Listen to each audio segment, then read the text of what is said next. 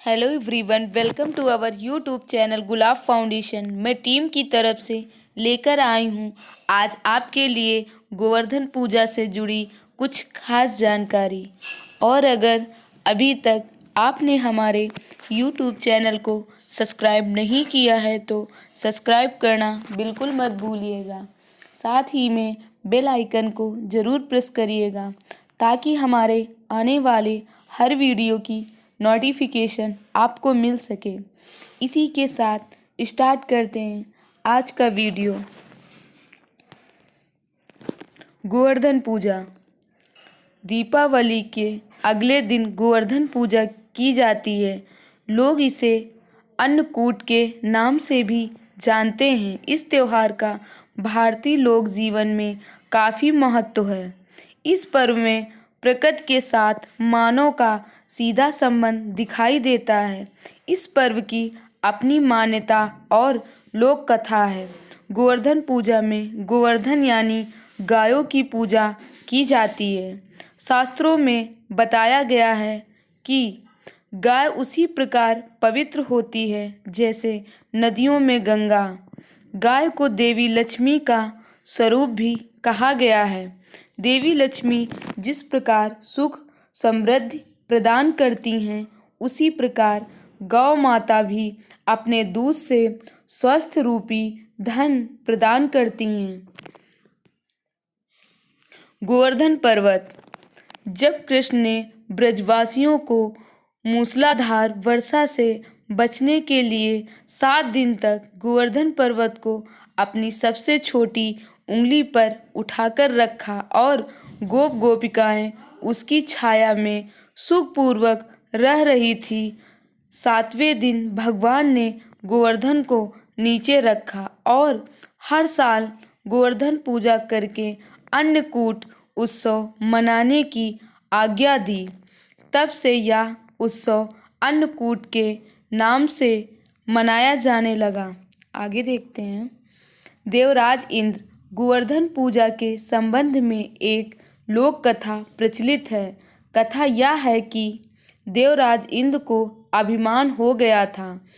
इंद्र का अभिमान चूर करने के लिए भगवान श्री कृष्ण ने, जो स्वयं लीलाधारी श्री हरि विष्णु के अवतार हैं, एक लीला रस्म प्रभु की। इस लीला में यूं हुआ कि एक दिन उन्होंने देखा कि सभी ब्रजवासी उत्तम लिंग बना रहे हैं और किसी पूजा की तैयारी के लिए जुटे हैं।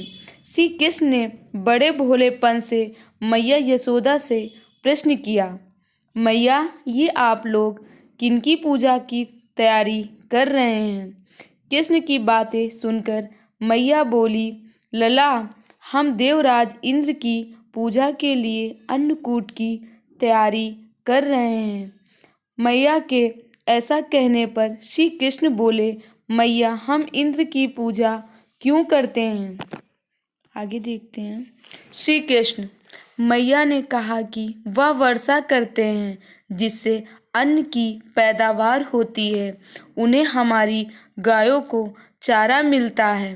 भगवान श्री कृष्ण बोले, हमें तो गोवर्धन पर्वत की पूजा करनी चाहिए क्योंकि हमारी गायें वहीं चरती हैं। लीलाधारी की लीला और माया से सभी ने इंद्र के बदले गोवर्धन पर्वत की पूजा की।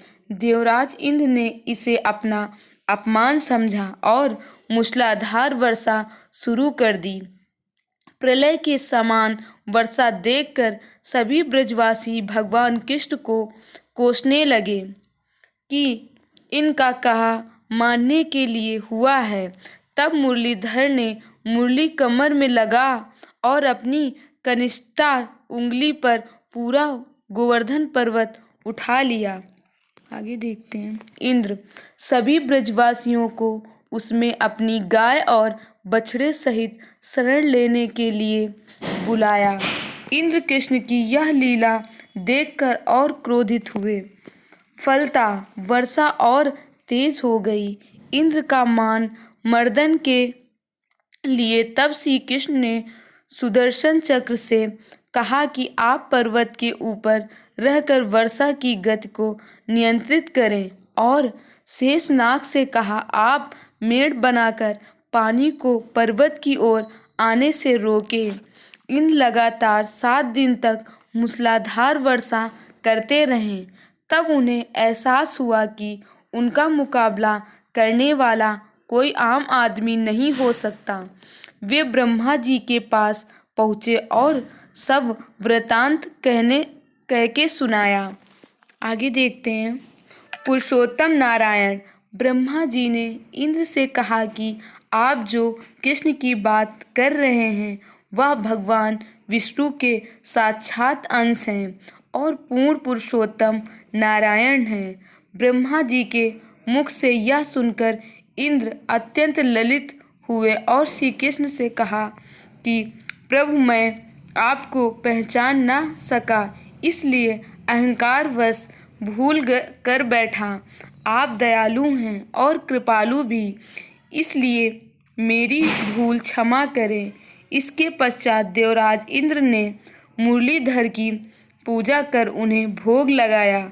इस पौराणिक घटना के बाद से ही गोवर्धन पूजा की जाने लगी। ब्रजवासी इस दिन गोवर्धन पर्वत की पूजा करते हैं। गाय बैल को इस दिन स्नान कराकर उन्हें रंग लगाया जाता है और उनके गले में नई रस्सी डाली जाती है। गाय और बैलों को गुड़ और चावल सहित खिलाया जाता है। आगे देखते हैं। गुलाब फाउंडेशन द्वारा बताई गई जानकारी अगर आपको पसंद आई हो तो कृपया लाइक, शेयर और सब्सक्राइब कर लें। साथ ही में दी गई बेल आइकन को प्रेस कर लें, जिससे कि सभी नई जानकारी आपको तुरंत मिलती रहे। धन्यवाद। आपका दिन शुभ हो।